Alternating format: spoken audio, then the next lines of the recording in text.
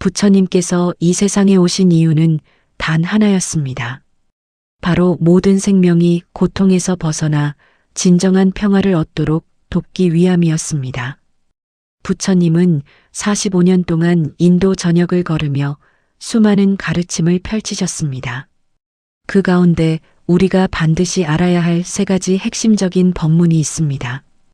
이 세 가지는 단순히 이론이 아니라 우리 삶에 직접 적용할 수 있는 실천적인 지혜입니다. 오늘의 말씀을 전하기 전에 구독과 좋아요를 눌러주세요. 더욱 많은 분들이 부처님의 지혜를 만날 수 있도록 도와주세요. 첫 번째 법문은 모든 것은 변한다는 진리입니다. 부처님은 이것을 재행무상이라고 하셨습니다.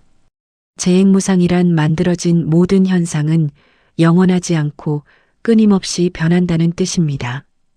우리가 사는 이 세상에서 변하지 않는 것은 단 하나도 없습니다. 아침에 피어난 꽃은 저녁이 되면 시들고 젊었던 사람은 나이가 들어 노인이 됩니다. 부유했던 사람이 가난해지기도 하고 가난했던 사람이 부자가 되기도 합니다. 건강했던 몸이 병들기도 하고 아팠던 몸이 낫기도 합니다. 대반열반경에서 부처님은 마지막 순간에 제자들에게 이렇게 말씀하셨습니다. 모든 것은 사라지는 법이니 게을리하지 말고 부지런히 정진하라고 하셨습니다.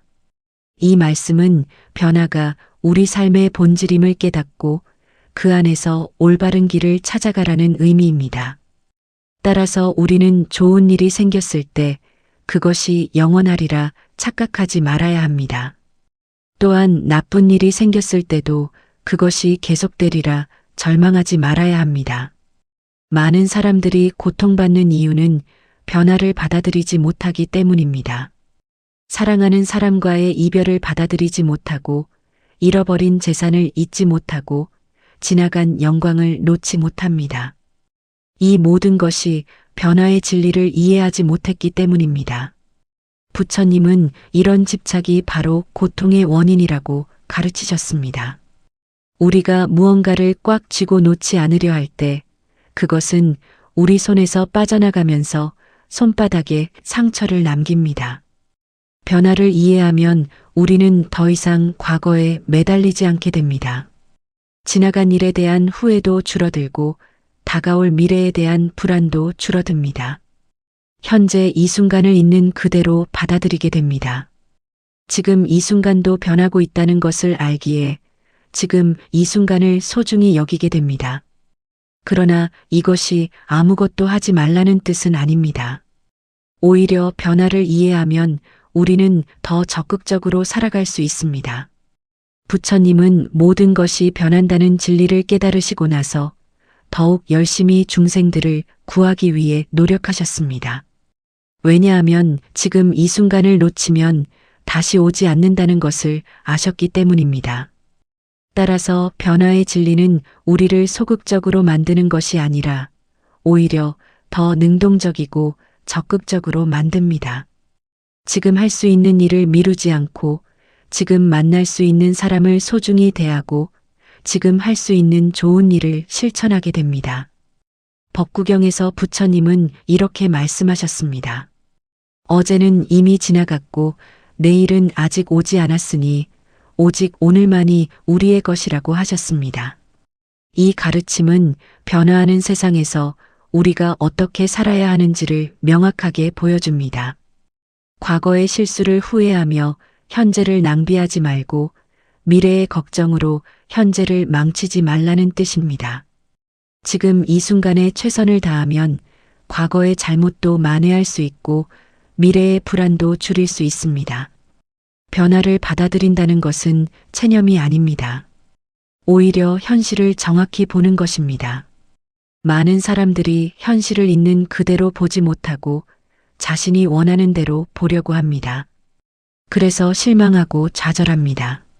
그러나 변화의 진리를 이해하면 현실을 왜곡하지 않고 있는 그대로 볼 수 있습니다. 있는 그대로 본다는 것은 부처님 가르침의 핵심입니다. 중화암경에서 부처님은 제자들에게 이렇게 가르치셨습니다. 모든 현상을 있는 그대로 관찰하라고 하셨습니다. 좋아하는 것도 싫어하는 것도 없이 단지 있는 그대로 보라고 하셨습니다. 이것이 바로 올바른 알미입니다.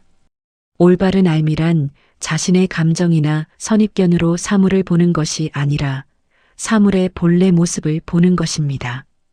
따라서 변화를 이해한다는 것은 세상을 올바르게 보는 첫 번째 단계입니다. 두 번째 법문은 모든 것은 서로 연결되어 있다는 진리입니다. 부처님은 이것을 연기법이라고 하셨습니다. 연기법이란 모든 현상은 원인과 조건에 따라 생겨나고 그 원인과 조건이 사라지면 현상도 사라진다는 가르침입니다. 이 세상에 홀로 독립적으로 존재하는 것은 아무것도 없습니다. 모든 것은 다른 것들과의 관계 속에서 존재합니다. 한 송이 꽃을 생각해 봅시다.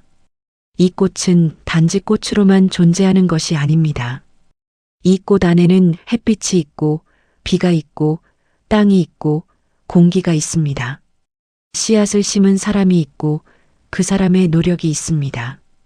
또한 그 사람이 먹은 음식이 있고 그 음식을 만든 농부가 있습니다. 이렇게 거슬러 올라가면 온 우주가 이 한 송이 꽃과 연결되어 있습니다. 따라서 한 송이 꽃을 제대로 본다는 것은 온 우주를 보는 것과 같습니다. 화엄경에서는 이것을 인드라망에 비유합니다. 인드라망이란 인드라, 천왕의 궁전에 처진 그물인데 그물코마다 보석이 달려 있습니다. 각각의 보석은 다른 모든 보석을 비추고 또 다른 보석에 비춰집니다. 한 보석을 보면 모든 보석을 볼 수 있고 한 보석이 움직이면 모든 보석이 함께 움직입니다. 이것이 바로 우리가 사는 세상의 모습입니다. 우리의 행동 하나하나가 세상 전체에 영향을 미칩니다. 작은 친절 하나가 누군가의 하루를 바꾸고 그 사람이 또 다른 사람에게 친절을 베풀게 됩니다. 반대로 작은 악행 하나가 연쇄적으로 더 큰 악을 낳기도 합니다. 따라서 우리는 자신의 행동이 미치는 영향을 깊이 생각해야 합니다. 내가 한 작은 행동이 결국 나에게 돌아온다는 것을 이해해야 합니다. 부처님은 자바암경에서 이렇게 말씀하셨습니다. 이것이 있으므로 저것이 있고 이것이 생김으로 저것이 생긴다고 하셨습니다. 또한 이것이 없으므로 저것이 없고 이것이 사라짐으로 저것이 사라진다고 하셨습니다. 이 간단한 말씀 속에 우주의 모든 진리가 담겨 있습니다. 원인이 있으면 결과가 있고 원인이 사라지면 결과도 사라집니다. 연기법을 이해하면 우리는 더 이상 남을 탓하지 않게 됩니다. 내가 겪는 고통의 원인이 밖에 있는 것이 아니라 내 안에 있다는 것을 알기 때문입니다. 물론 외부 환경이 영향을 미치는 것은 사실입니다. 그러나 그 외부 환경에 어떻게 반응하느냐는 전적으로 나의 선택입니다. 같은 상황에서도 어떤 사람은 화를 내고 어떤 사람은 평정을 유지합니다. 그 차이는 바로 그 사람의 내면에서 나옵니다. 부처님은 우리에게 자신의 내면을 살펴보라고 가르치셨습니다. 외부 상황을 바꾸려고만 하지 말고 먼저 자신의 내면을 살펴보라고 하셨습니다. 화가 나는 것은 상대방 때문이 아니라 내 안에 화를 낼 준비가 되어 있었기 때문입니다. 슬픈 것은 상황 때문이 아니라 내 안에 슬픔이 있었기 때문입니다. 따라서 고통에서 벗어나려면 외부를 바꾸려 하기 전에 먼저 자신을 바꾸어야 합니다. 이것은 자기 책임을 강조하는 것이지 자기 비난을 하라는 것이 아닙니다. 오히려 자신에게 힘이 있다는 것을 깨닫는 것입니다. 내가 고통의 원인이라면 나는 또한 행복의 원인이 될 수 있습니다. 외부 상황에 의존하지 않고 스스로 행복을 만들어 갈 수 있습니다. 이것이 바로 부처님이 가르치신 자유입니다. 증이라함경에서 부처님은 이렇게 말씀하셨습니다. 자신이 자신의 주인이며 자신이 자신의 귀처라고 하셨습니다. 다른 누구도 나의 진정한 주인이 될 수 없고 다른 누구도 나를 구원할 수 없습니다. 오직 나 자신만이 나를 구원할 수 있습니다. 따라서 연기법을 이해한다는 것은 자신의 운명을 스스로 만들어 간다는 것을 깨닫는 것입니다. 연기법은 또한 우리에게 희망을 줍니다. 지금 상황이 나쁘다고 해서 영원히 나쁜 것이 아닙니다. 원인과 조건을 바꾸면 결과도 바뀝니다. 가난한 사람이 부지런히 노력하면 부자가 될 수 있고 병든 사람이 올바른 치료를 받으면 건강해질 수 있습니다. 무지한 사람이 공부하면 지혜로워질 수 있고 화를 잘 내는 사람이 수행하면 평화로워질 수 있습니다. 그러나 이것은 단순한 긍정적 사고와는 다릅니다. 단순히 좋은 생각만 하면 모든 것이 이루어진다는 것이 아닙니다. 올바른 원인을 만들어야 올바른 결과가 나옵니다. 씨앗을 심지 않고 열매를 바라는 것은 어리석은 일입니다. 노력하지 않고 성공을 바라는 것도 마찬가지입니다. 따라서 연기법을 이해한다는 것은 원인과 결과의 관계를 정확히 아는 것입니다. 부처님은 우리에게 선한 원인을 심으라고 가르치셨습니다. 선한 말을 하고 선한 행동을 하고 선한 생각을 하라고 하셨습니다. 이것들이 쌓이면 결국 선한 결과를 가져옵니다. 반대로 악한 원인을 심으면 악한 결과가 나옵니다. 이것은 자연의 법칙과 같아서 피할 수 없습니다. 따라서 우리는 매 순간 무엇을 심고 있는지 살펴보아야 합니다. 세 번째 법문은 모든 고통에는 원인이 있고 그 원인을 제거하면 고통도 사라진다는 진리입니다. 부처님은 이것을 사성제라고 하셨습니다. 사성제란 4가지 성스러운 진리라는 뜻입니다. 첫째는 고통이 있다는 진리입니다. 둘째는 고통의 원인이 있다는 진리입니다. 셋째는 고통이 사라질 수 있다는 진리입니다. 넷째는 고통을 사라지게 하는 방법이 있다는 진리입니다. 부처님은 초전 법륜경에서 5 제자들에게 처음으로 이 사성제를 설하셨습니다. 이것이 부처님의 첫 번째 설법이었고 가장 중요한 가르침이었습니다. 왜냐하면 이것이 부처님이 깨달으신 핵심이었기 때문입니다. 부처님은 6년 동안 온갖 고행을 하시며 고통의 원인을 찾으셨습니다. 그리고 마침내 보리수 아래에서 그 원인을 발견하셨습니다. 고통의 첫 번째 진리는 인생에 고통이 있다는 것입니다. 이것을 부정할 사람은 없습니다. 태어나는 것도 고통이고, 늙는 것도 고통이고, 병드는 것도 고통이고, 죽는 것도 고통입니다. 사랑하는 사람과 헤어지는 것도 고통이고, 미워하는 사람을 만나는 것도 고통입니다. 원하는 것을 얻지 못하는 것도 고통이고, 원하지 않는 것을 얻는 것도 고통입니다. 그러나 부처님은 단순히 인생이 고통스럽다고만 말씀하신 것이 아닙니다. 그것은 비관주의가 아닙니다. 부처님은 의사와 같습니다. 의사는 먼저 병을 정확히 진단합니다. 병이 있다는 것을 인정하지 않으면 치료할 수 없습니다. 마찬가지로 우리도 고통이 있다는 것을 먼저 인정해야 합니다. 고통을 부정하거나 회피하면 해결할 수 없습니다. 고통의 두 번째 진리는 고통의 원인이 있다는 것입니다. 부처님은 고통의 원인을 가래라고 하셨습니다. 가래란 목마른 사람이 물을 찾듯이 무언가를 간절히 원하는 것입니다. 우리는 항상 무언가를 원합니다. 더 많은 돈을 원하고, 더 높은 지위를 원하고, 더 많은 인정을 원합니다. 또한 불쾌한 것은 피하고 싶어 합니다. 이런 욕망이 바로 고통의 원인입니다. 왜 욕망이 고통의 원인일까요? 첫째, 욕망은 끝이 없기 때문입니다. 하나를 얻으면 또 다른 것을 원하게 됩니다. 10,000원을 벌면 10만 원을 원하고 10만 원을 벌면 100만 원을 원합니다. 욕망은 채워지는 것이 아니라 점점 더 커집니다.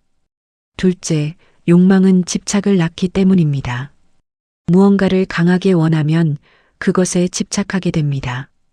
집착은 우리를 부자유스럽게 만들고 고통스럽게 만듭니다. 대념처경에서 부처님은 이렇게 말씀하셨습니다. 집착하는 곳에 고통이 있다고 하셨습니다. 재물에 집착하면 재물로 인한 고통을 받고 명예에 집착하면 명예로 인한 고통을 받습니다. 심지어 사랑하는 사람에 대한 집착도 고통을 낳습니다. 사랑하는 사람이 내 뜻대로 되지 않으면 괴로워하고 그 사람을 잃을까봐 두려워합니다.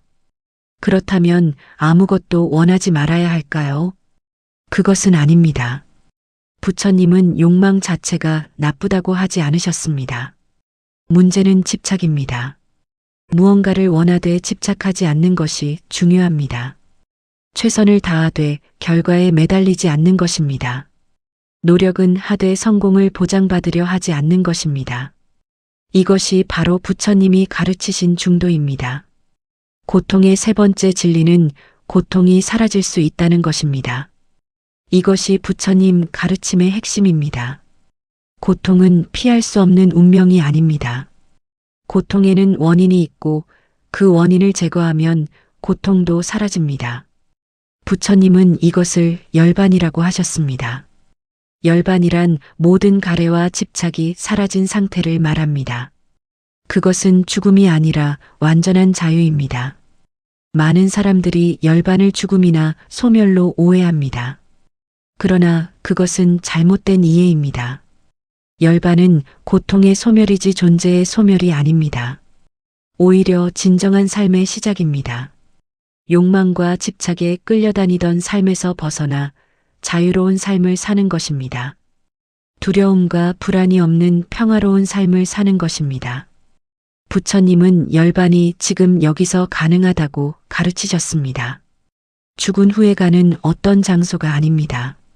지금 이 순간 깨달으면 지금 이 순간 열반에 이를 수 있습니다.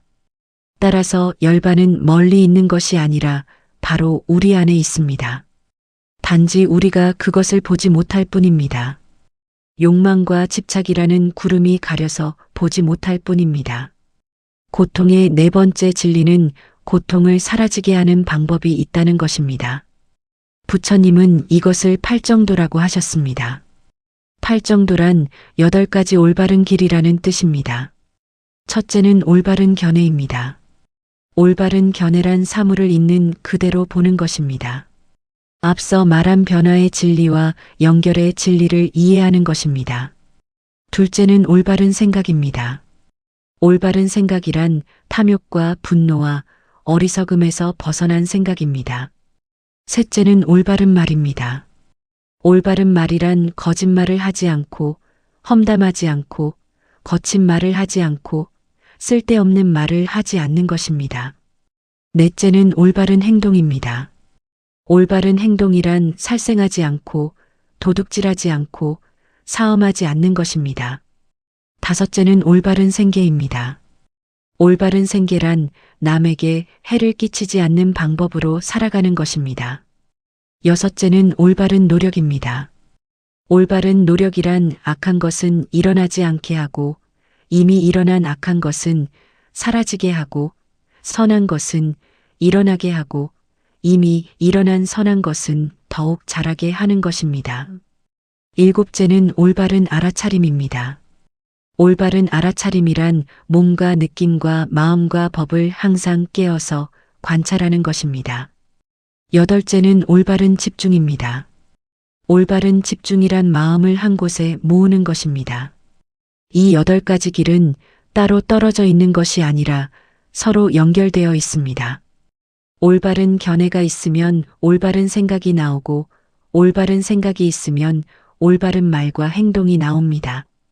올바른 말과 행동을 하면 마음이 평화로워지고 평화로운 마음으로 더 깊이 수행할 수 있습니다.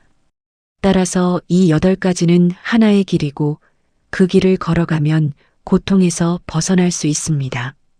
부처님은 상유타 니까야에서 이렇게 말씀하셨습니다. 이 길은 내가 직접 걸어본 길이고 이 길을 걸으면 반드시 고통에서 벗어날 수 있다고 하셨습니다. 부처님은 이론만 가르치신 것이 아니라 직접 실천하셨습니다. 그리고 제자들도 이 길을 걸어서 깨달음을 얻었습니다. 따라서 이것은 확실한 길이고 검증된 길입니다. 팔정도는 한꺼번에 완성되는 것이 아닙니다. 조금씩 조금씩 나아가는 것입니다. 처음에는 작은 것부터 시작합니다.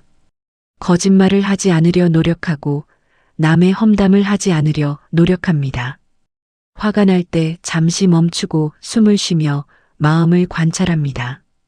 이렇게 작은 실천들이 쌓이면 점점 큰 변화가 일어납니다.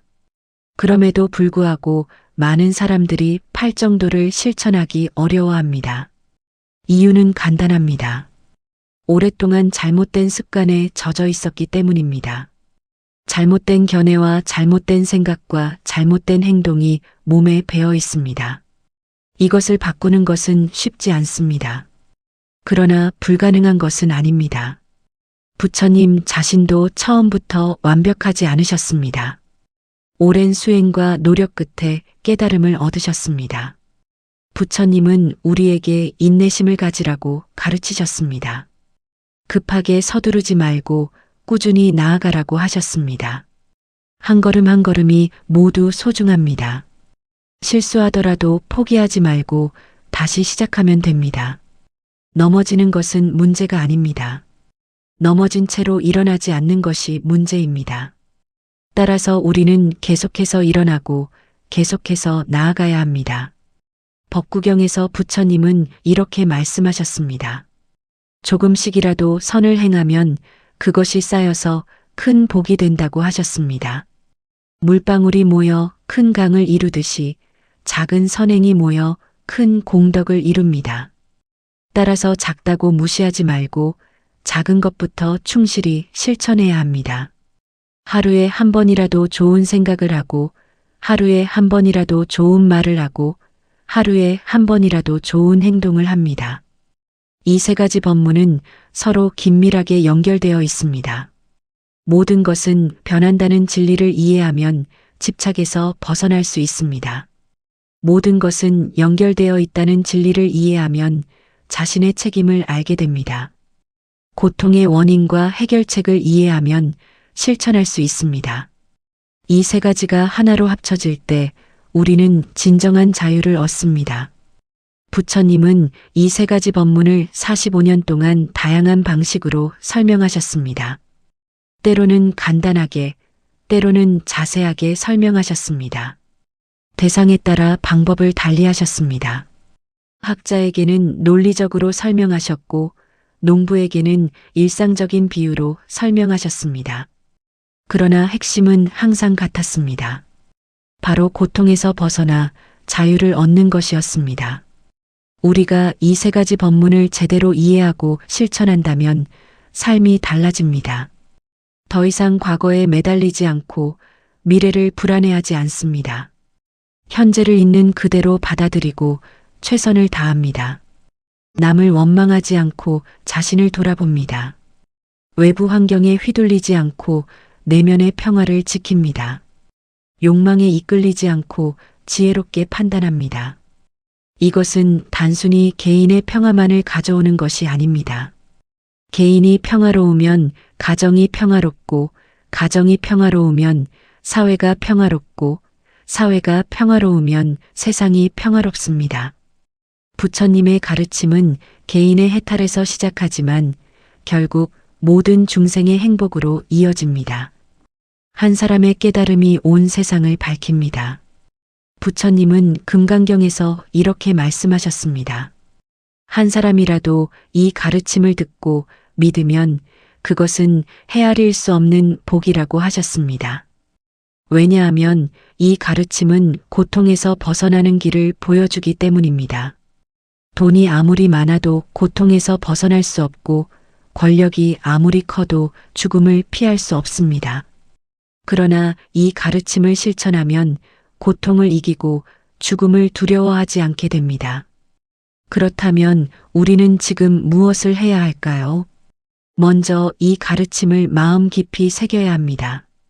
단순히 머리로 이해하는 것이 아니라 가슴으로 받아들여야 합니다. 그리고 일상에서 실천해야 합니다. 아침에 일어나면 오늘 하루도 변화한다는 것을 기억합니다. 무엇을 하든지 모든 것이 연결되어 있다는 것을 기억합니다. 힘든 일이 생기면 그것도 원인이 있고 사라질 수 있다는 것을 기억합니다. 처음에는 자주 잊어버립니다. 화가 나고 나서야 알아차립니다. 실수하고 나서야 후회합니다. 그러나 괜찮습니다. 알아차렸다는 것 자체가 진보입니다. 점점 더 빨리 알아차리게 되고 점점 더 자주 기억하게 됩니다. 어느 순간 자연스럽게 몸에 배게 됩니다. 의식하지 않아도 저절로 실천하게 됩니다. 부처님은 우리가 스스로 깨달을 수 있다고 믿으셨습니다. 부처님은 구원자가 아니라 안내자입니다. 길을 보여주지만 걷는 것은 우리 자신입니다. 아무리 좋은 길이라도 걷지 않으면 소용없습니다. 아무리 좋은 약이라도 먹지 않으면 병이 낫지 않습니다. 따라서 우리는 스스로 일어서서 스스로 걸어가야 합니다. 그러나 혼자 걷기는 어렵습니다. 따라서 부처님은 우리에게 좋은 벗을 가까이 하라고 하셨습니다. 좋은 벗이란 우리를 올바른 길로 인도하는 사람입니다. 함께 수행하고 서로 격려하는 사람입니다. 실수하면 바로잡아주고 좌절하면 일으켜주는 사람입니다. 이런 벗을 만나는 것은 큰 복입니다. 디가니까야에서 부처님은 이렇게 말씀하셨습니다. 좋은 벗은 수행의 전부라고 하셨습니다. 좋은 벗이 있으면 수행이 절반이 아니라 전부 이루어진다고 하셨습니다. 그만큼 좋은 벗의 영향이 크다는 뜻입니다. 따라서 우리는 좋은 벗을 찾아야 하고 또한 스스로 좋은 벗이 되어야 합니다. 다른 사람에게 좋은 영향을 주는 사람이 되어야 합니다. 이 세 가지 법문은 결코 어려운 것이 아닙니다. 복잡한 이론도 아니고 신비한 체험도 아닙니다. 그저 삶의 진실을 있는 그대로 보는 것입니다. 변화하는 세상에서 집착하지 않고 연결된 세상에서 책임지고 고통스러운 세상에서 해결책을 찾는 것입니다. 이것은 누구나 할 수 있습니다. 나이가 많든 적든 부자든 가난하든 배웠든 배우지 못했든 상관없습니다. 부처님은 브라만에게도 가르치셨고 천민에게도 가르치셨습니다. 왕에게도 가르치셨고 거지에게도 가르치셨습니다. 남자에게도 가르치셨고 여자에게도 가르치셨습니다. 부처님의 가르침 앞에서는 모두가 평등합니다. 누구나 수행할 수 있고 누구나 깨달을 수 있습니다. 단지 실천하느냐 하지 않느냐의 차이만 있을 뿐입니다. 우리는 지금 이 순간 선택할 수 있습니다. 계속 고통 속에서 살 것인지 아니면 고통에서 벗어날 것인지 선택할 수 있습니다. 과거의 잘못에 매달릴 것인지 아니면 새로운 삶을 시작할 것인지 선택할 수 있습니다. 남을 원망할 것인지 아니면 자신을 돌아볼 것인지 선택할 수 있습니다. 모든 것은 우리의 선택에 달려 있습니다. 부처님은 칼라마 경에서 이렇게 말씀하셨습니다. 어떤 가르침이든 맹목적으로 믿지 말고 스스로 확인해 보라고 하셨습니다. 이 가르침이 실제로 고통을 줄여주는지 직접 경험해 보라고 하셨습니다. 이것이 부처님 가르침의 특징입니다. 맹신을 요구하지 않습니다. 오히려 직접 확인하고 검증하라고 합니다. 따라서 우리도 이 세 가지 법문을 직접 삶에 적용해 보아야 합니다. 정말로 변화를 받아들이면 마음이 편해지는지 확인해 봅니다. 정말로 책임지면 삶이 달라지는지 확인해 봅니다. 정말로 욕망을 내려놓으면 자유로워지는지 확인해 봅니다. 직접 경험하면 확신이 생깁니다. 확신이 생기면 더욱 열심히 실천하게 됩니다. 그럼에도 불구하고 때로는 의심이 듭니다. 정말 이 길이 맞는지 의심이 듭니다. 왜 나만 이렇게 힘들게 사는지 의문이 듭니다. 다른 사람들은 욕망대로 살면서도 행복해 보이는데 왜 나는 욕망을 절제해야 하는지 불만이 생깁니다. 이런 생각은 자연스럽습니다. 누구나 이런 생각을 합니다. 부처님의 제자들도 때때로 의심했습니다. 수행이 너무 힘들어서 포기하고 싶어 했습니다. 그럴 때마다 부처님은 인내심을 가지고 설명하셨습니다. 지금 당장은 힘들지만 나중에 반드시 좋은 결과가 온다고 하셨습니다. 당장의 즐거움을 좇으면 나중에 더 큰 고통이 온다고 하셨습니다. 따라서 우리는 장기적인 관점을 가져야 합니다. 수타니파타에서 부처님은 이렇게 말씀하셨습니다. 당장 달콤한 것이 나중에 쓰디쓸 수 있고 당장 쓴 것이 나중에 달콤할 수 있다고 하셨습니다. 술은 마실 때는 즐겁지만 다음날 괴롭습니다. 운동은 할 때는 힘들지만 나중에 건강해집니다. 수행도 마찬가지입니다. 지금은 힘들어도 나중에는 평화가 옵니다. 이 세 가지 법문을 실천하면서 우리는 점점 성숙해집니다. 처음에는 규칙을 지키느라 힘들지만 나중에는 자연스럽게 됩니다. 처음에는 의식적으로 노력해야 하지만 나중에는 저절로 됩니다. 처음에는 실수를 많이 하지만 나중에는 실수가 줄어듭니다. 이것이 바로 성장입니다.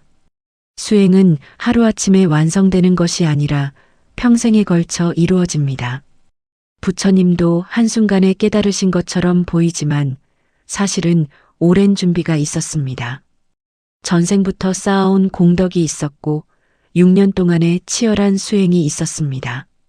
그 모든 것이 쌓여서 보리수 아래에서 꽃을 피운 것입니다. 따라서 우리도 조급해하지 말고 꾸준히 나아가야 합니다.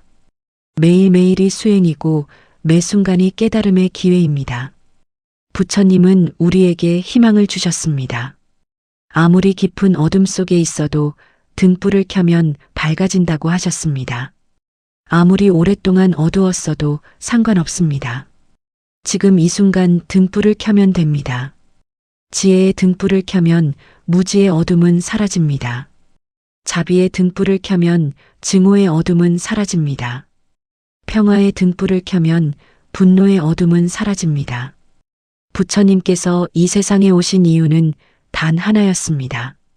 바로 모든 생명이 고통에서 벗어나 진정한 평화를 얻도록 돕기 위함이었습니다. 부처님은 45년 동안 인도 전역을 걸으며 수많은 가르침을 펼치셨습니다. 그 가운데 우리가 반드시 알아야 할 세 가지 핵심적인 법문이 있습니다. 이 세 가지는 단순히 이론이 아니라 우리 삶에 직접 적용할 수 있는 실천적인 지혜입니다. 오늘의 말씀을 전하기 전에 구독과 좋아요를 눌러주세요. 더욱 많은 분들이 부처님의 지혜를 만날 수 있도록 도와주세요.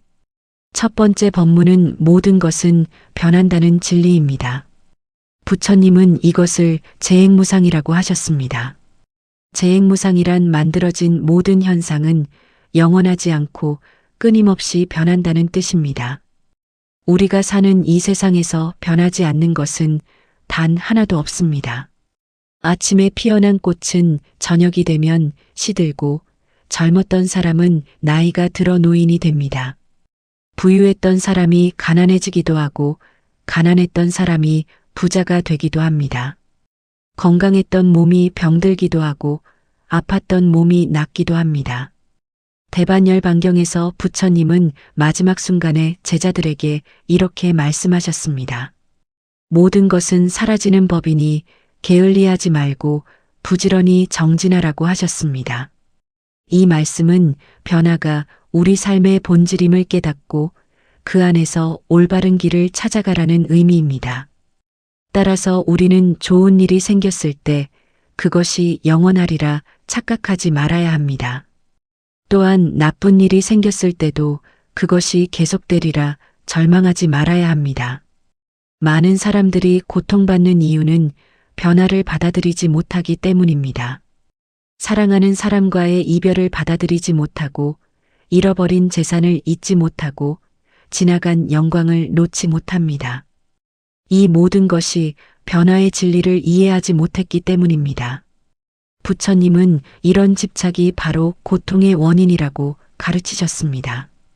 우리가 무언가를 꽉 쥐고 놓지 않으려 할 때 그것은 우리 손에서 빠져나가면서 손바닥에 상처를 남깁니다. 변화를 이해하면 우리는 더 이상 과거에 매달리지 않게 됩니다. 지나간 일에 대한 후회도 줄어들고 다가올 미래에 대한 불안도 줄어듭니다. 현재 이 순간을 있는 그대로 받아들이게 됩니다. 지금 이 순간도 변하고 있다는 것을 알기에 지금 이 순간을 소중히 여기게 됩니다. 그러나 이것이 아무것도 하지 말라는 뜻은 아닙니다. 오히려 변화를 이해하면 우리는 더 적극적으로 살아갈 수 있습니다. 부처님은 모든 것이 변한다는 진리를 깨달으시고 나서 더욱 열심히 중생들을 구하기 위해 노력하셨습니다. 왜냐하면 지금 이 순간을 놓치면 다시 오지 않는다는 것을 아셨기 때문입니다. 따라서 변화의 진리는 우리를 소극적으로 만드는 것이 아니라 오히려 더 능동적이고 적극적으로 만듭니다. 지금 할 수 있는 일을 미루지 않고 지금 만날 수 있는 사람을 소중히 대하고 지금 할 수 있는 좋은 일을 실천하게 됩니다. 법구경에서 부처님은 이렇게 말씀하셨습니다. 어제는 이미 지나갔고 내일은 아직 오지 않았으니 오직 오늘만이 우리의 것이라고 하셨습니다. 이 가르침은 변화하는 세상에서 우리가 어떻게 살아야 하는지를 명확하게 보여줍니다. 과거의 실수를 후회하며 현재를 낭비하지 말고 미래의 걱정으로 현재를 망치지 말라는 뜻입니다. 지금 이 순간에 최선을 다하면 과거의 잘못도 만회할 수 있고 미래의 불안도 줄일 수 있습니다. 변화를 받아들인다는 것은 체념이 아닙니다. 오히려 현실을 정확히 보는 것입니다. 많은 사람들이 현실을 있는 그대로 보지 못하고 자신이 원하는 대로 보려고 합니다. 그래서 실망하고 좌절합니다. 그러나 변화의 진리를 이해하면 현실을 왜곡하지 않고 있는 그대로 볼 수 있습니다. 있는 그대로 본다는 것은 부처님 가르침의 핵심입니다. 중화암경에서 부처님은 제자들에게 이렇게 가르치셨습니다. 모든 현상을 있는 그대로 관찰하라고 하셨습니다. 좋아하는 것도 싫어하는 것도 없이 단지 있는 그대로 보라고 하셨습니다. 이것이 바로 올바른 알미입니다. 올바른 알미란 자신의 감정이나 선입견으로 사물을 보는 것이 아니라 사물의 본래 모습을 보는 것입니다. 따라서 변화를 이해한다는 것은 세상을 올바르게 보는 첫 번째 단계입니다. 두 번째 법문은 모든 것은 서로 연결되어 있다는 진리입니다. 부처님은 이것을 연기법이라고 하셨습니다. 연기법이란 모든 현상은 원인과 조건에 따라 생겨나고 그 원인과 조건이 사라지면 현상도 사라진다는 가르침입니다. 이 세상에 홀로 독립적으로 존재하는 것은 아무것도 없습니다. 모든 것은 다른 것들과의 관계 속에서 존재합니다. 한 송이 꽃을 생각해 봅시다. 이 꽃은 단지 꽃으로만 존재하는 것이 아닙니다. 이 꽃 안에는 햇빛이 있고 비가 있고 땅이 있고 공기가 있습니다. 씨앗을 심은 사람이 있고 그 사람의 노력이 있습니다. 또한 그 사람이 먹은 음식이 있고 그 음식을 만든 농부가 있습니다. 이렇게 거슬러 올라가면 온 우주가 이 한 송이 꽃과 연결되어 있습니다. 따라서 한 송이 꽃을 제대로 본다는 것은 온 우주를 보는 것과 같습니다. 화엄경에서는 이것을 인드라망에 비유합니다. 인드라망이란 인드라, 천왕의 궁전에 처진 그물인데 그물코마다 보석이 달려 있습니다. 각각의 보석은 다른 모든 보석을 비추고 또 다른 보석에 비춰집니다. 한 보석을 보면 모든 보석을 볼 수 있고 한 보석이 움직이면 모든 보석이 함께 움직입니다. 이것이 바로 우리가 사는 세상의 모습입니다. 우리의 행동 하나하나가 세상 전체에 영향을 미칩니다. 작은 친절 하나가 누군가의 하루를 바꾸고 그 사람이 또 다른 사람에게 친절을 베풀게 됩니다. 반대로 작은 악행 하나가 연쇄적으로 더 큰 악을 낳기도 합니다. 따라서 우리는 자신의 행동이 미치는 영향을 깊이 생각해야 합니다. 내가 한 작은 행동이 결국 나에게 돌아온다는 것을 이해해야 합니다. 부처님은 자바암경에서 이렇게 말씀하셨습니다. 이것이 있으므로 저것이 있고 이것이 생김으로 저것이 생긴다고 하셨습니다. 또한 이것이 없으므로 저것이 없고 이것이 사라짐으로 저것이 사라진다고 하셨습니다. 이 간단한 말씀 속에 우주의 모든 진리가 담겨 있습니다. 원인이 있으면 결과가 있고 원인이 사라지면 결과도 사라집니다. 연기법을 이해하면 우리는 더 이상 남을 탓하지 않게 됩니다. 내가 겪는 고통의 원인이 밖에 있는 것이 아니라 내 안에 있다는 것을 알기 때문입니다. 물론 외부 환경이 영향을 미치는 것은 사실입니다.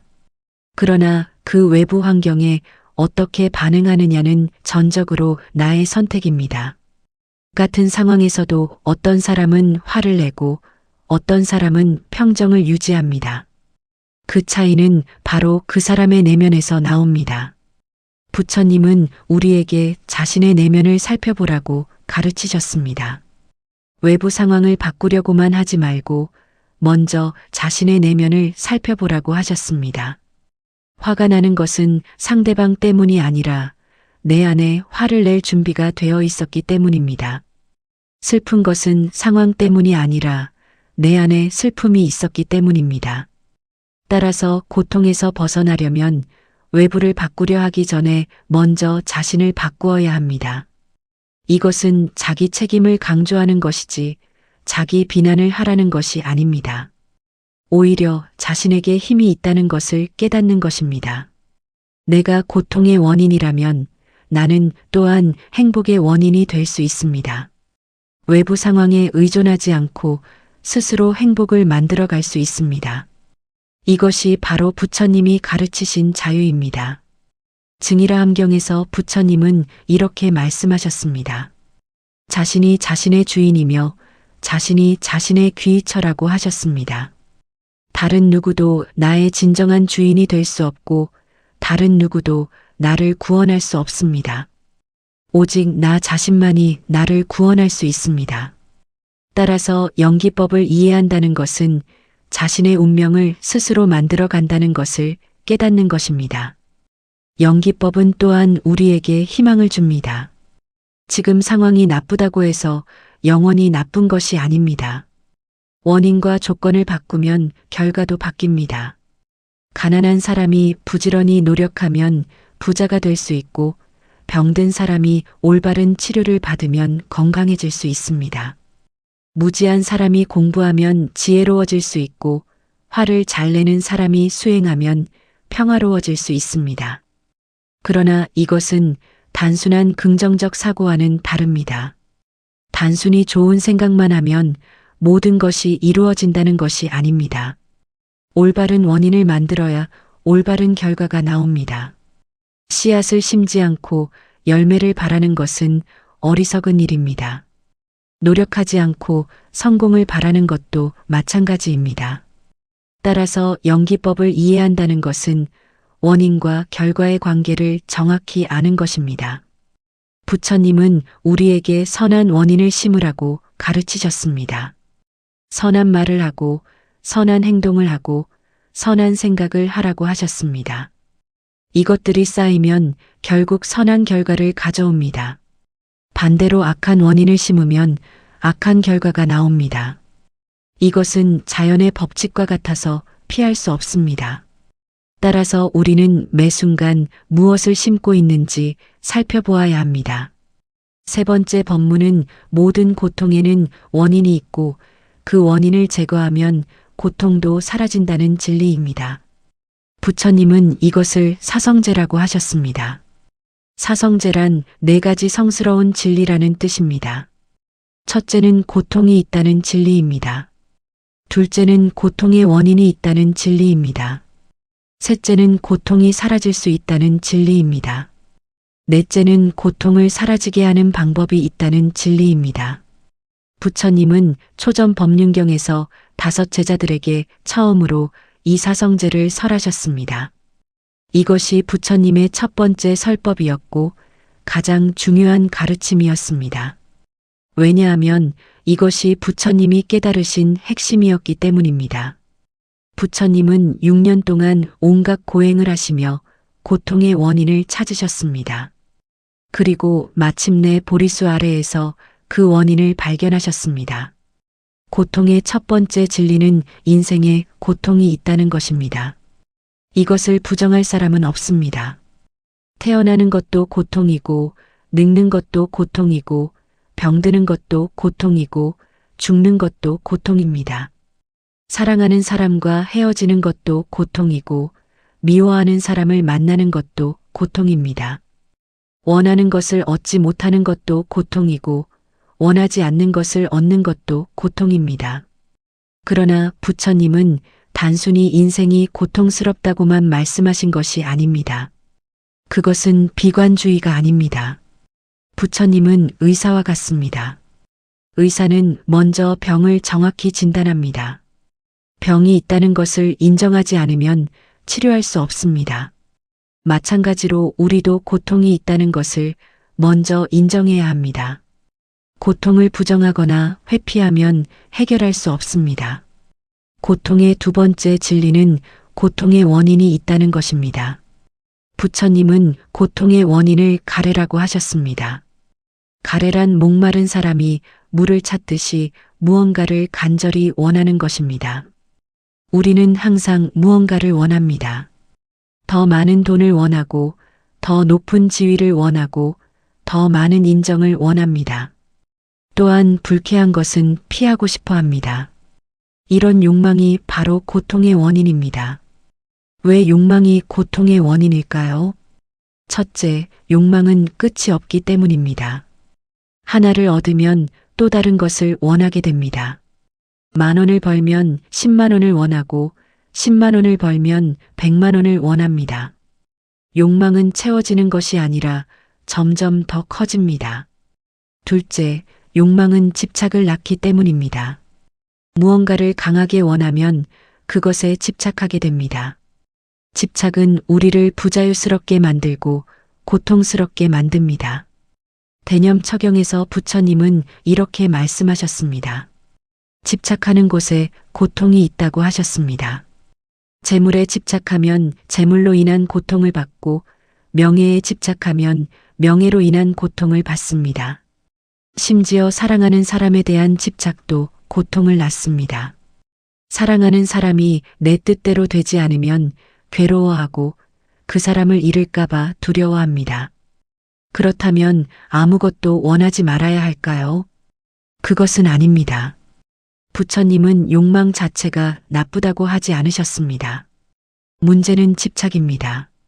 무언가를 원하되 집착하지 않는 것이 중요합니다. 최선을 다하되 결과에 매달리지 않는 것입니다. 노력은 하되 성공을 보장받으려 하지 않는 것입니다. 이것이 바로 부처님이 가르치신 중도입니다. 고통의 세 번째 진리는 고통이 사라질 수 있다는 것입니다. 이것이 부처님 가르침의 핵심입니다. 고통은 피할 수 없는 운명이 아닙니다. 고통에는 원인이 있고 그 원인을 제거하면 고통도 사라집니다. 부처님은 이것을 열반이라고 하셨습니다. 열반이란 모든 가래와 집착이 사라진 상태를 말합니다. 그것은 죽음이 아니라 완전한 자유입니다. 많은 사람들이 열반을 죽음이나 소멸로 오해합니다. 그러나 그것은 잘못된 이해입니다. 열반은 고통의 소멸이지 존재의 소멸이 아닙니다. 오히려 진정한 삶의 시작입니다. 욕망과 집착에 끌려다니던 삶에서 벗어나 자유로운 삶을 사는 것입니다.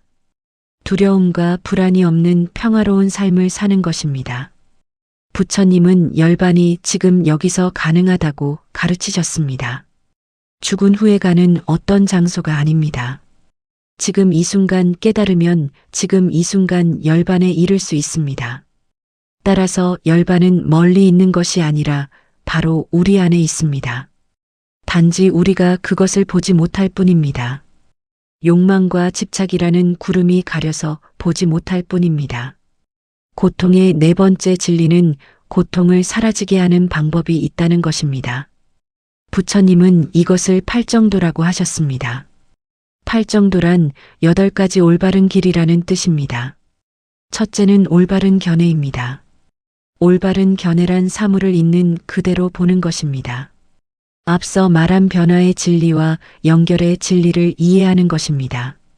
둘째는 올바른 생각입니다. 올바른 생각이란 탐욕과 분노와 어리석음에서 벗어난 생각입니다. 셋째는 올바른 말입니다. 올바른 말이란 거짓말을 하지 않고, 험담하지 않고, 거친 말을 하지 않고, 쓸데없는 말을 하지 않는 것입니다. 넷째는 올바른 행동입니다. 올바른 행동이란 살생하지 않고, 도둑질하지 않고, 사엄하지 않는 것입니다. 다섯째는 올바른 생계입니다. 올바른 생계란 남에게 해를 끼치지 않는 방법으로 살아가는 것입니다. 여섯째는 올바른 노력입니다. 올바른 노력이란 악한 것은 일어나지 않게 하고, 이미 일어난 악한 것은 사라지게 하고, 선한 것은 일어나게 하고, 이미 일어난 선한 것은 더욱 자라게 하는 것입니다. 일곱째는 올바른 알아차림입니다. 올바른 알아차림이란 몸과 느낌과 마음과 법을 항상 깨어서 관찰하는 것입니다. 여덟째는 올바른 집중입니다. 올바른 집중이란 마음을 한 곳에 모으는 것입니다. 이 8가지 길은 따로 떨어져 있는 것이 아니라 서로 연결되어 있습니다. 올바른 견해가 있으면 올바른 생각이 나오고, 올바른 생각이 있으면 올바른 말과 행동이 나옵니다. 올바른 말과 행동을 하면 마음이 평화로워지고, 평화로운 마음으로 더 깊이 수행할 수 있습니다.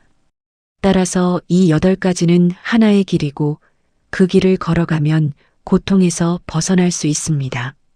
부처님은 상유타 니까야에서 이렇게 말씀하셨습니다. 이 길은 내가 직접 걸어본 길이고, 이 길을 걸으면 반드시 고통에서 벗어날 수 있다고 하셨습니다. 부처님은 이론만 가르치신 것이 아니라 직접 실천하셨습니다. 그리고 제자들도 이 길을 걸어서 깨달음을 얻었습니다. 따라서 이것은 확실한 길이고 검증된 길입니다. 팔정도는 한꺼번에 완성되는 것이 아닙니다. 조금씩 조금씩 나아가는 것입니다. 처음에는 작은 것부터 시작합니다. 거짓말을 하지 않으려 노력하고, 남의 험담을 하지 않으려 노력합니다. 화가 날 때 잠시 멈추고 숨을 쉬며 마음을 관찰합니다. 이렇게 작은 실천들이 쌓이면 점점 큰 변화가 일어납니다. 그럼에도 불구하고 많은 사람들이 팔정도를 실천하기 어려워합니다. 이유는 간단합니다. 오랫동안 잘못된 습관에 젖어 있었기 때문입니다. 잘못된 견해와 잘못된 생각과 잘못된 행동이 몸에 배어 있습니다. 이것을 바꾸는 것은 쉽지 않습니다. 그러나 불가능한 것은 아닙니다. 부처님 자신도 처음부터 완벽하지 않으셨습니다. 오랜 수행과 노력 끝에 깨달음을 얻으셨습니다. 부처님은 우리에게 인내심을 가지라고 가르치셨습니다. 급하게 서두르지 말고 꾸준히 나아가라고 하셨습니다. 한 걸음 한 걸음이 모두 소중합니다. 실수하더라도 포기하지 말고 다시 시작하면 됩니다. 넘어지는 것은 문제가 아닙니다. 넘어진 채로 일어나지 않는 것이 문제입니다. 따라서 우리는 계속해서 일어나고 계속해서 나아가야 합니다. 법구경에서 부처님은 이렇게 말씀하셨습니다. 조금씩이라도 선을 행하면 그것이 쌓여서 큰 복이 된다고 하셨습니다. 물방울이 모여 큰 강을 이루듯이 작은 선행이 모여 큰 공덕을 이룹니다. 따라서 작다고 무시하지 말고 작은 것부터 충실히 실천해야 합니다. 하루에 한 번이라도 좋은 생각을 하고, 하루에 한 번이라도 좋은 말을 하고, 하루에 한 번이라도 좋은 행동을 합니다. 이 3가지 법문은 서로 긴밀하게 연결되어 있습니다. 모든 것은 변한다는 진리를 이해하면 집착에서 벗어날 수 있습니다. 모든 것은 연결되어 있다는 진리를 이해하면 자신의 책임을 알게 됩니다. 고통의 원인과 해결책을 이해하면 실천할 수 있습니다. 이 3가지가 하나로 합쳐질 때 우리는 진정한 자유를 얻습니다. 부처님은 이 세 가지 법문을 45년 동안 다양한 방식으로 설명하셨습니다. 때로는 간단하게, 때로는 자세하게 설명하셨습니다. 대상에 따라 방법을 달리하셨습니다. 학자에게는 논리적으로 설명하셨고, 농부에게는 일상적인 비유로 설명하셨습니다. 그러나 핵심은 항상 같았습니다. 바로 고통에서 벗어나 자유를 얻는 것이었습니다. 우리가 이 세 가지 법문을 제대로 이해하고 실천한다면 삶이 달라집니다. 더 이상 과거에 매달리지 않고 미래를 불안해하지 않습니다. 현재를 있는 그대로 받아들이고 최선을 다합니다. 남을 원망하지 않고 자신을 돌아봅니다. 외부 환경에 휘둘리지 않고 내면의 평화를 지킵니다. 욕망에 이끌리지 않고 지혜롭게 판단합니다. 이것은 단순히 개인의 평화만을 가져오는 것이 아닙니다. 개인이 평화로우면 가정이 평화롭고, 가정이 평화로우면 사회가 평화롭고, 사회가 평화로우면 세상이 평화롭습니다. 부처님의 가르침은 개인의 해탈에서 시작하지만 결국 모든 중생의 행복으로 이어집니다. 한 사람의 깨달음이 온 세상을 밝힙니다. 부처님은 금강경에서 이렇게 말씀하셨습니다.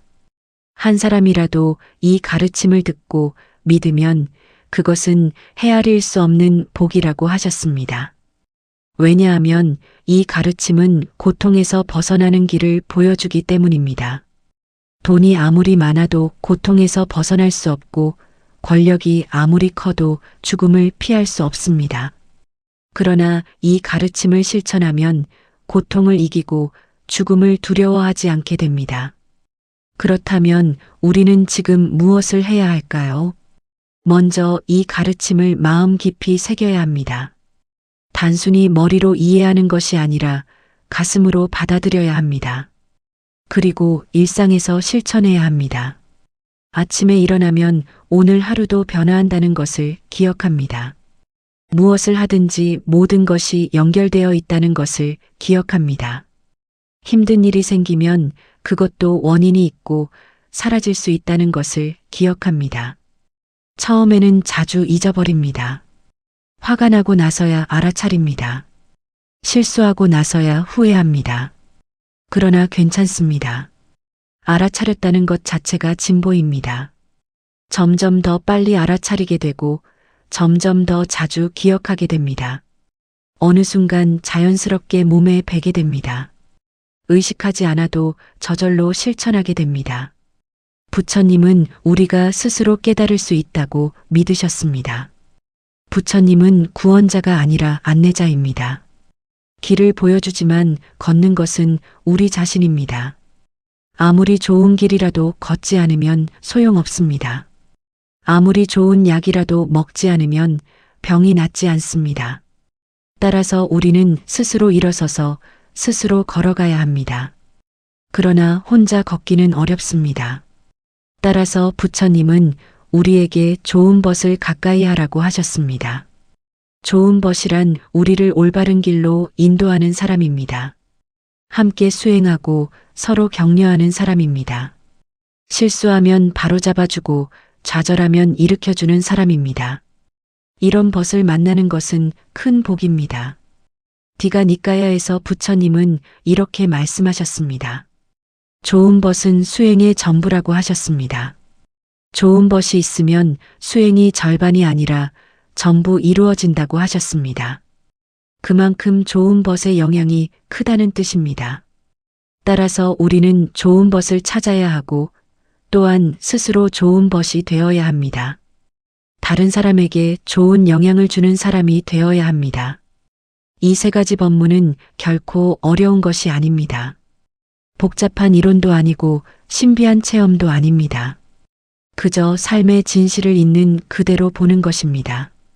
변화하는 세상에서 집착하지 않고 연결된 세상에서 책임지고 고통스러운 세상에서 해결책을 찾는 것입니다. 이것은 누구나 할 수 있습니다. 나이가 많든 적든 부자든 가난하든 배웠든 배우지 못했든 상관없습니다. 부처님은 브라만에게도 가르치셨고 천민에게도 가르치셨습니다. 왕에게도 가르치셨고 거지에게도 가르치셨습니다. 남자에게도 가르치셨고 여자에게도 가르치셨습니다. 부처님의 가르침 앞에서는 모두가 평등합니다. 누구나 수행할 수 있고 누구나 깨달을 수 있습니다. 단지 실천하느냐 하지 않느냐의 차이만 있을 뿐입니다. 우리는 지금 이 순간 선택할 수 있습니다. 계속 고통 속에서 살 것인지 아니면 고통에서 벗어날 것인지 선택할 수 있습니다. 과거의 잘못에 매달릴 것인지 아니면 새로운 삶을 시작할 것인지 선택할 수 있습니다. 남을 원망할 것인지 아니면 자신을 돌아볼 것인지 선택할 수 있습니다. 모든 것은 우리의 선택에 달려 있습니다. 부처님은 칼라마 경에서 이렇게 말씀하셨습니다. 어떤 가르침이든 맹목적으로 믿지 말고 스스로 확인해 보라고 하셨습니다. 이 가르침이 실제로 고통을 줄여주는지 직접 경험해 보라고 하셨습니다. 이것이 부처님 가르침의 특징입니다. 맹신을 요구하지 않습니다. 오히려 직접 확인하고 검증하라고 합니다. 따라서 우리도 이 세 가지 법문을 직접 삶에 적용해 보아야 합니다. 정말로 변화를 받아들이면 마음이 편해지는지 확인해 봅니다. 정말로 책임지면 삶이 달라지는지 확인해 봅니다.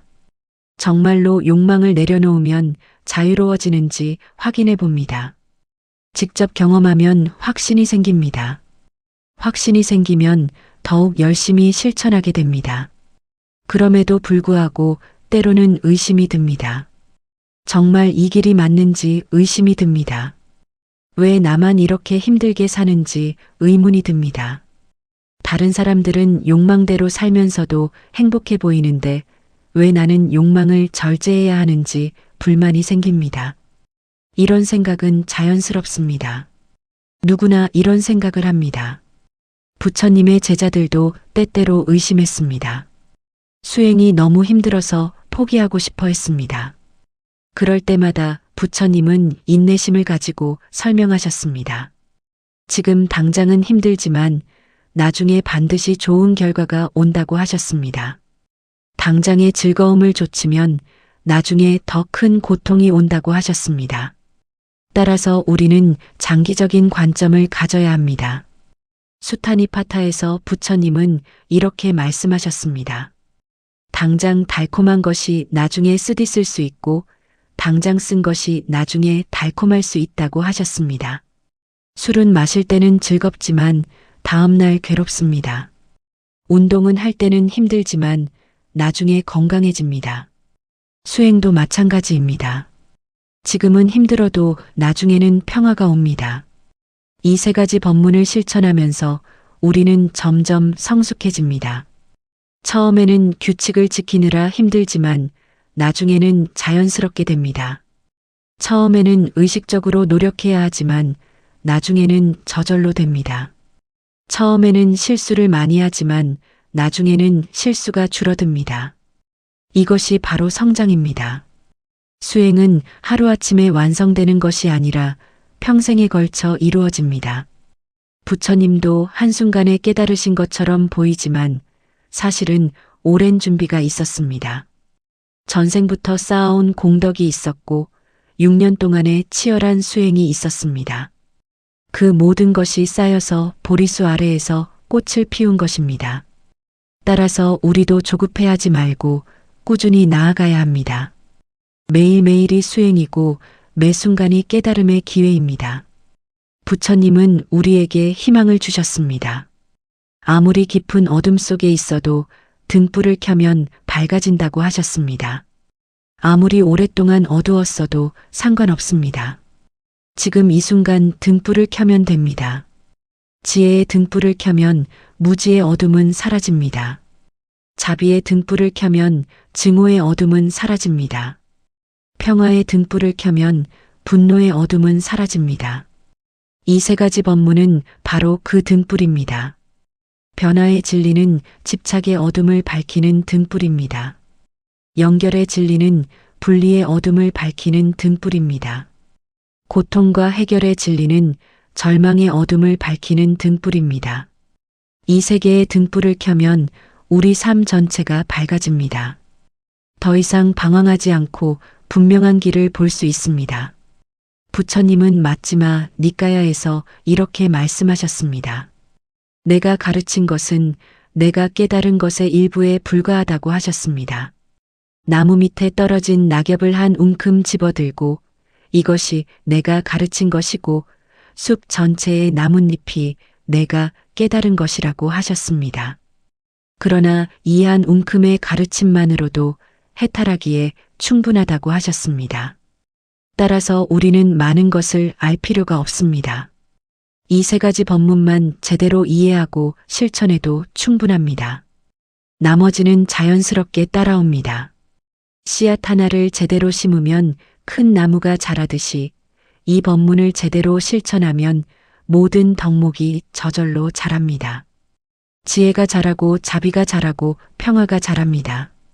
우리는 지금 이 순간부터 시작할 수 있습니다. 거창한 결심도 필요 없고 특별한 준비도 필요 없습니다. 지금 이 자리에서 바로 시작할 수 있습니다. 지금 이 순간 화가 나더라도 잠시 멈추고 숨을 쉬며 관찰합니다. 지금 이 순간 욕망이 일어나더라도 그것을 알아차리고 내려놓습니다. 지금 이 순간 집착하고 있다면 그것을 알아차리고 손을 놓습니다. 이렇게 한순간 한순간 깨어 있으면 우리 삶은 변합니다. 천천히 변하지만 확실하게 변합니다. 어느 날 문득 깨닫습니다.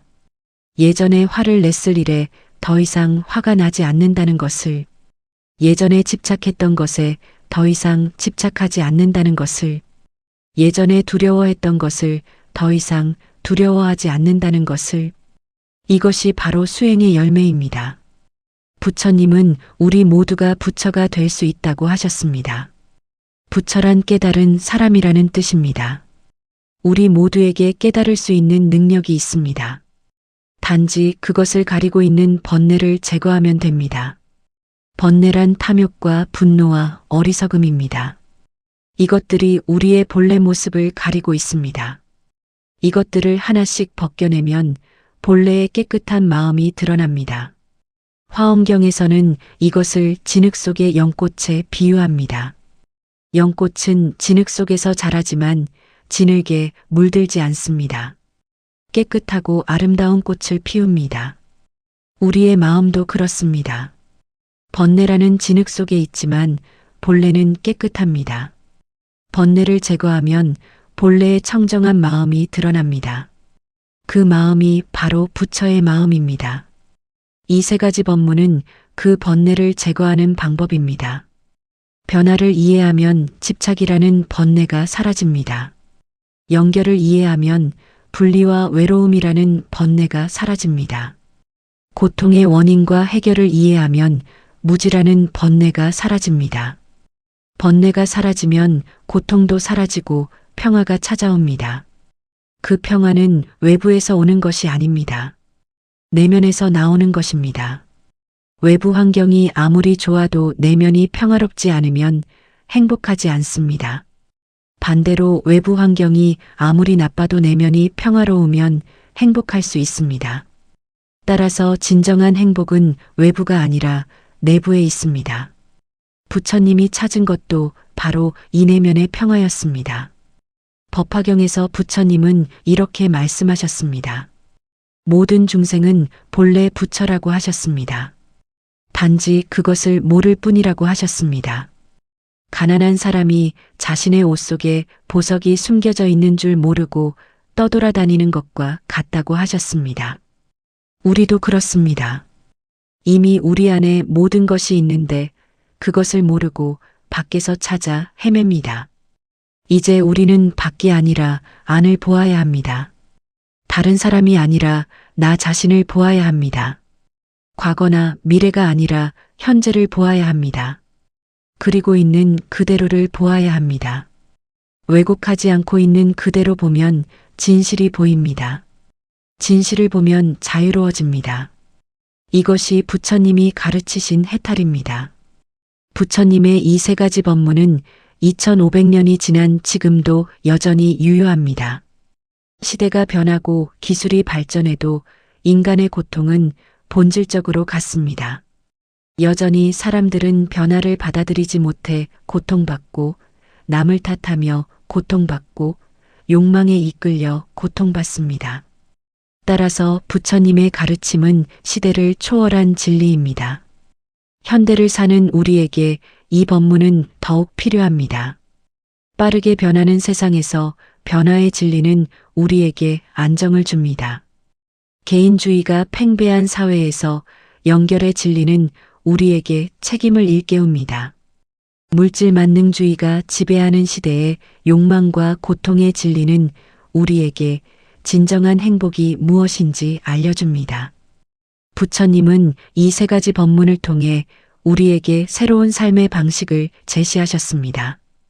경쟁이 아니라 협력하고, 소유가 아니라 존재하고, 집착이 아니라 자유롭게 사는 삶입니다. 이런 삶을 살 때 우리는 진정으로 행복할 수 있습니다. 자신도 행복하고 남도 행복하게 할 수 있습니다. 끝으로 부처님의 마지막 가르침을 기억해야 합니다. 등불을 가까이 하고 자신을 등불로 삼으라는 가르침입니다. 다른 사람에게 의지하지 말고 스스로 깨달으라는 뜻입니다. 부처님도 우리를 구원할 수 없습니다. 오직 우리 스스로만이 우리를 구원할 수 있습니다. 부처님은 단지 길을 보여줄 뿐입니다. 그 길을 걷는 것은 전적으로 우리의 몫입니다. 따라서 이제 우리는 실천해야 합니다. 듣기만 해서는 아무 소용이 없습니다. 아무리 좋은 가르침도 실천하지 않으면 그림의 떡입니다. 지금 이 순간부터 변화를 받아들이고 책임지고 욕망을 다스리기 시작해야 합니다. 그것이 바로 부처님의 가르침에 보답하는 길입니다. 이 세 가지 법문은 바로 그 등불입니다. 변화의 진리는 집착의 어둠을 밝히는 등불입니다. 연결의 진리는 분리의 어둠을 밝히는 등불입니다. 고통과 해결의 진리는 절망의 어둠을 밝히는 등불입니다. 이 세 개의 등불을 켜면 우리 삶 전체가 밝아집니다. 더 이상 방황하지 않고 분명한 길을 볼 수 있습니다. 부처님은 마찌마 니까야에서 이렇게 말씀하셨습니다.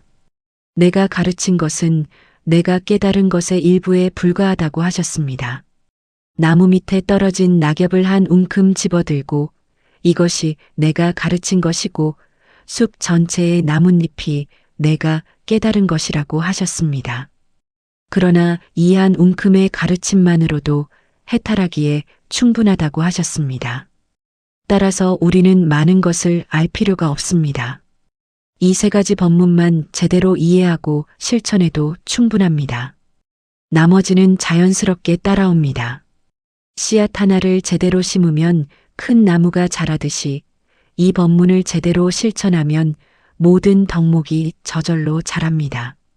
지혜가 자라고 자비가 자라고 평화가 자랍니다. 우리는 지금 이 순간부터 시작할 수 있습니다. 거창한 결심도 필요 없고 특별한 준비도 필요 없습니다. 지금 이 자리에서 바로 시작할 수 있습니다. 지금 이 순간 화가 나더라도 잠시 멈추고 숨을 쉬며 관찰합니다. 지금 이 순간 욕망이 일어나더라도 그것을 알아차리고 내려놓습니다. 지금 이 순간 집착하고 있다면 그것을 알아차리고 손을 놓습니다. 이렇게 한순간 한순간 깨어 있으면 우리 삶은 변합니다. 천천히 변하지만 확실하게 변합니다. 어느 날 문득 깨닫습니다. 예전에 화를 냈을 일에 더 이상 화가 나지 않는다는 것을, 예전에 집착했던 것에 더 이상 집착하지 않는다는 것을, 예전에 두려워했던 것을 더 이상 두려워하지 않는다는 것을, 이것이 바로 수행의 열매입니다. 부처님은 우리 모두가 부처가 될 수 있다고 하셨습니다. 부처란 깨달은 사람이라는 뜻입니다. 우리 모두에게 깨달을 수 있는 능력이 있습니다. 단지 그것을 가리고 있는 번뇌를 제거하면 됩니다. 번뇌란 탐욕과 분노와 어리석음입니다. 이것들이 우리의 본래 모습을 가리고 있습니다. 이것들을 하나씩 벗겨내면 본래의 깨끗한 마음이 드러납니다. 화엄경에서는 이것을 진흙 속의 연꽃에 비유합니다. 연꽃은 진흙 속에서 자라지만 진흙에 물들지 않습니다. 깨끗하고 아름다운 꽃을 피웁니다. 우리의 마음도 그렇습니다. 번뇌라는 진흙 속에 있지만 본래는 깨끗합니다. 번뇌를 제거하면 본래의 청정한 마음이 드러납니다. 그 마음이 바로 부처의 마음입니다. 이 세 가지 법문은 그 번뇌를 제거하는 방법입니다. 변화를 이해하면 집착이라는 번뇌가 사라집니다. 연결을 이해하면 분리와 외로움이라는 번뇌가 사라집니다. 고통의 원인과 해결을 이해하면 무지라는 번뇌가 사라집니다. 번뇌가 사라지면 고통도 사라지고 평화가 찾아옵니다. 그 평화는 외부에서 오는 것이 아닙니다. 내면에서 나오는 것입니다. 외부 환경이 아무리 좋아도 내면이 평화롭지 않으면 행복하지 않습니다. 반대로 외부 환경이 아무리 나빠도 내면이 평화로우면 행복할 수 있습니다. 따라서 진정한 행복은 외부가 아니라 내부에 있습니다. 부처님이 찾은 것도 바로 이 내면의 평화였습니다. 법화경에서 부처님은 이렇게 말씀하셨습니다. 모든 중생은 본래 부처라고 하셨습니다. 단지 그것을 모를 뿐이라고 하셨습니다. 가난한 사람이 자신의 옷 속에 보석이 숨겨져 있는 줄 모르고 떠돌아다니는 것과 같다고 하셨습니다. 우리도 그렇습니다. 이미 우리 안에 모든 것이 있는데 그것을 모르고 밖에서 찾아 헤맵니다. 이제 우리는 밖이 아니라 안을 보아야 합니다. 다른 사람이 아니라 나 자신을 보아야 합니다. 과거나 미래가 아니라 현재를 보아야 합니다. 그리고 있는 그대로를 보아야 합니다. 왜곡하지 않고 있는 그대로 보면 진실이 보입니다. 진실을 보면 자유로워집니다. 이것이 부처님이 가르치신 해탈입니다. 부처님의 이 세 가지 법문은 2500년이 지난 지금도 여전히 유효합니다. 시대가 변하고 기술이 발전해도 인간의 고통은 본질적으로 같습니다. 여전히 사람들은 변화를 받아들이지 못해 고통받고 남을 탓하며 고통받고 욕망에 이끌려 고통받습니다. 따라서 부처님의 가르침은 시대를 초월한 진리입니다. 현대를 사는 우리에게 이 법문은 더욱 필요합니다. 빠르게 변하는 세상에서 변화의 진리는 우리에게 안정을 줍니다. 개인주의가 팽배한 사회에서 연결의 진리는 우리에게 책임을 일깨웁니다. 물질 만능주의가 지배하는 시대에 욕망과 고통의 진리는 우리에게 진정한 행복이 무엇인지 알려줍니다. 부처님은 이 세 가지 법문을 통해 우리에게 새로운 삶의 방식을 제시하셨습니다.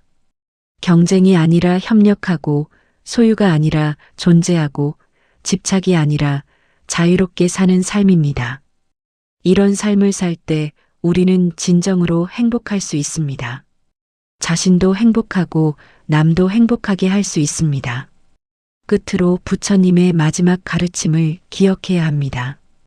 등불을 가까이 하고 자신을 등불로 삼으라는 가르침입니다. 다른 사람에게 의지하지 말고 스스로 깨달으라는 뜻입니다. 부처님도 우리를 구원할 수 없습니다. 오직 우리 스스로만이 우리를 구원할 수 있습니다. 부처님은 단지 길을 보여줄 뿐입니다. 그 길을 걷는 것은 전적으로 우리의 몫입니다. 따라서 이제 우리는 실천해야 합니다. 듣기만 해서는 아무 소용이 없습니다.